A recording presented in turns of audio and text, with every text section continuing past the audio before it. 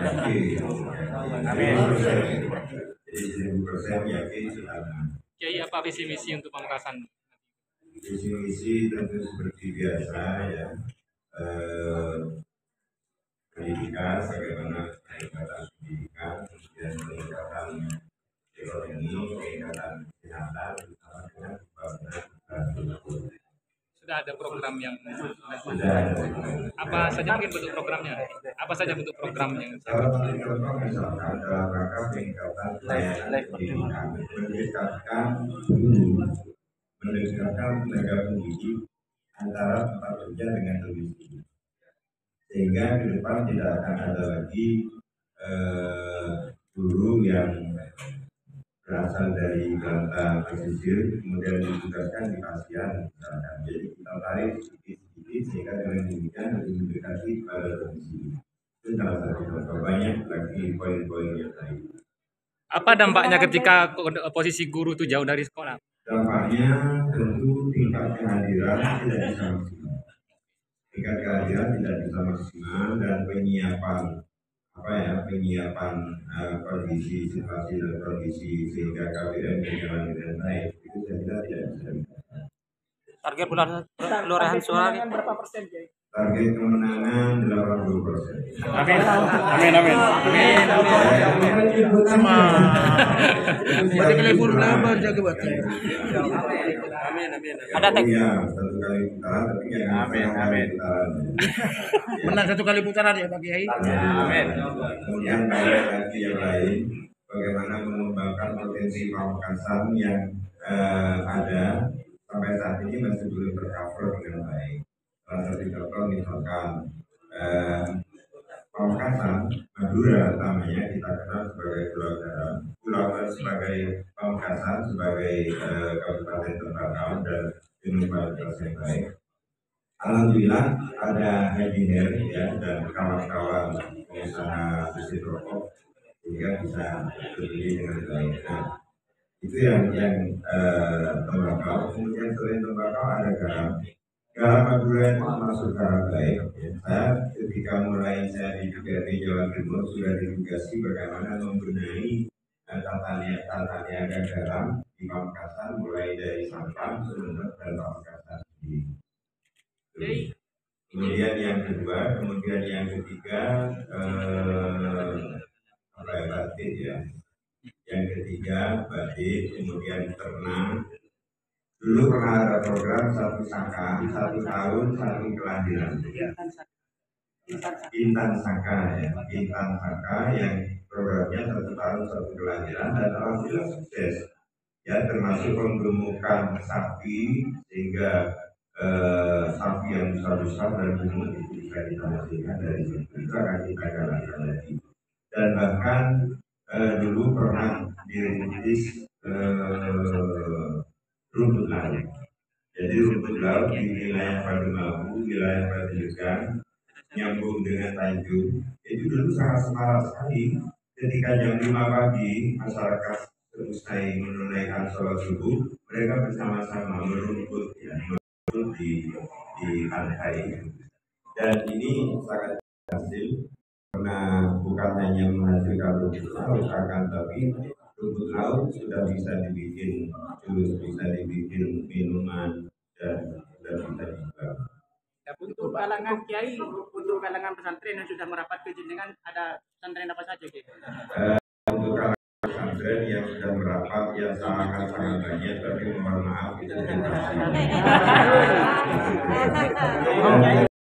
terpenting bahwa saya dari awal nama itu tidak ingin menjadikan ulama itu di barisan depan. Jadi beliau menjaga gawang dan mungkin kita perlukan doanya.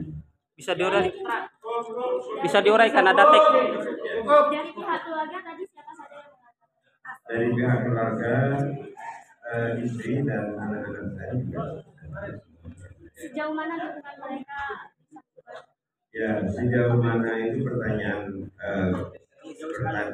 filsafat. Jadi saya jawab sejauh-jauhnya.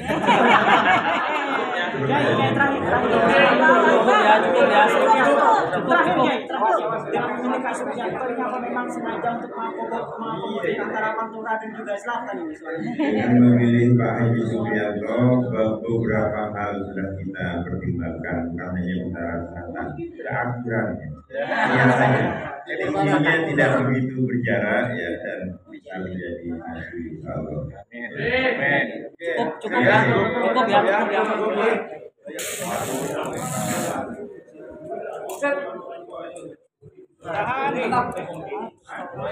Semangat yuk.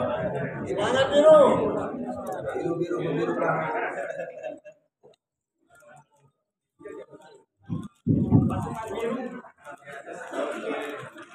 Terima kasih. Pagi ini kita telah menerima bakal calon bupati dan bakal calon wakil bupati yang diusung oleh 4 partai. Yang pertama Partai Demokrat dengan suara sah 77070, kemudian ada Partai Amanat Nasional dengan suara sah 29633, kemudian ada Partai Nasdem 51884, dan yang terakhir Partai Gelombang Rakyat Indonesia 20628. Totalnya itu 179215.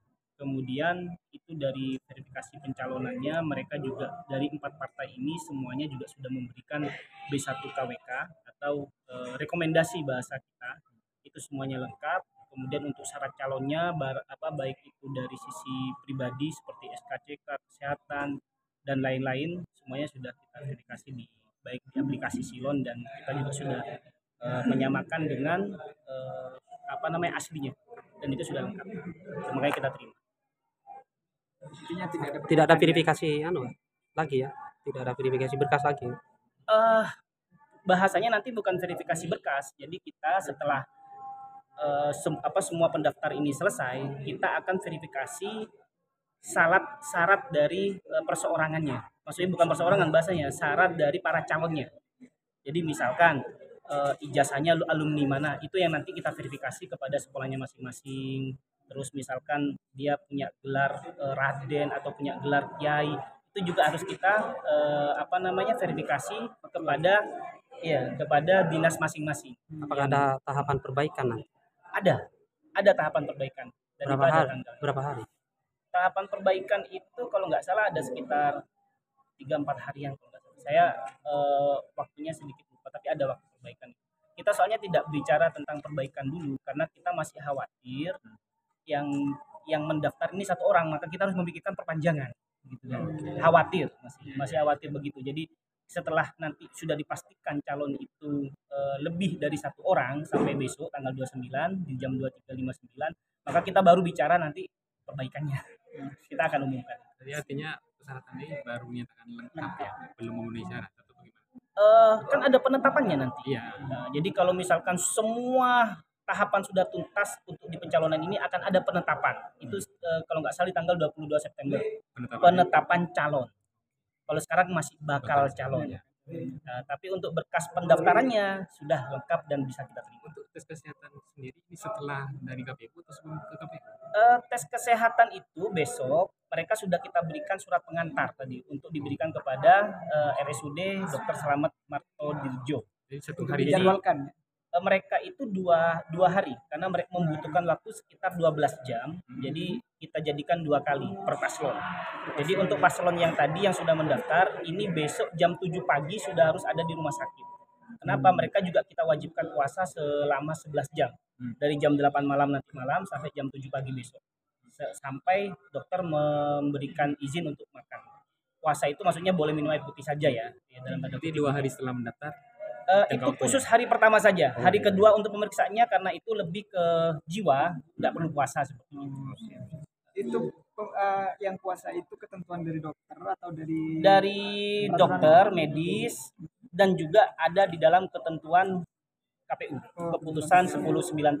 Jadi memang kalau di keputusan kita itu 11 jam memang tertulis. Ada 2 bakal calon yang akan daftar hari ini.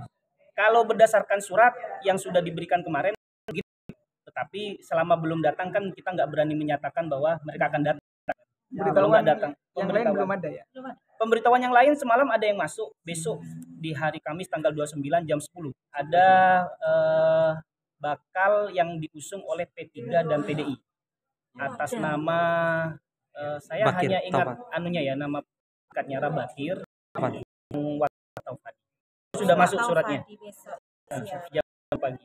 Itu surat, tapi kalau tidaknya kita bisa. Siap. Oke, terima kasih. Masih fit ya.